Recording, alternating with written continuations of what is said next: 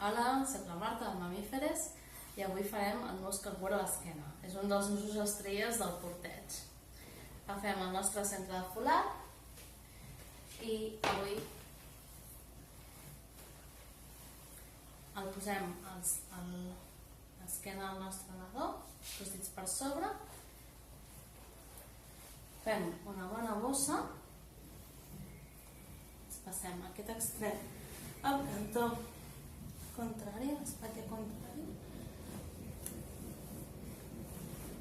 i aquest extrem,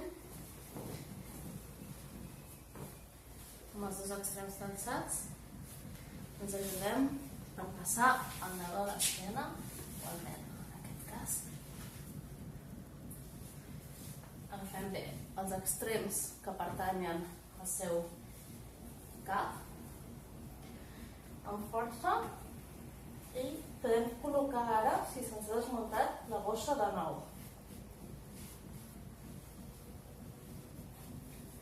Sense tensió, aguantem un extrem sota les cames i anem a tensar l'altre. Anem recollint a poc a poc i per últim la part que seria aquesta que pertany a el que està sota la bossa del seu colet. No volem que tingui tensió, si la tenséssim desmuntaríem el saquet, per tant, sense tensió, la passem per sota del folat i enrosquem. Dos enroscades i avant.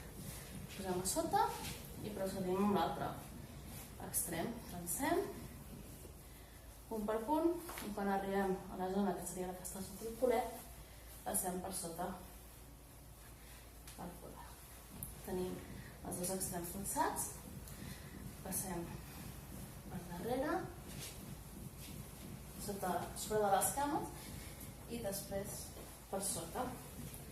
Aquí tenim diverses formes en les que podríem acabar. Una seria fent-se un nus doble al davant. Fem un altre nus i ja seria un nus doble davant. Aquesta és una forma típica del cangur. Si teniu molta tela, us podeu permetre fer altres acabats.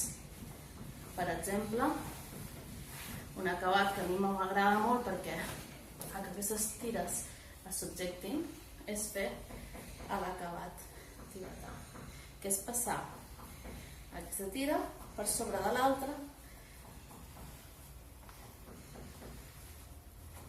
i la tornem a passar.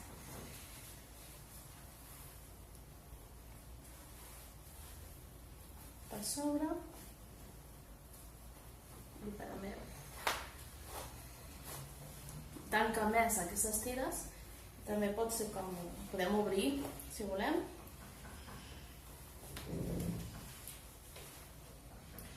I aquest és el nus. A veure si es veu bé la nena. Està aquí una mica tapada. Així li veieu la cara. Aquest és el nus cangur.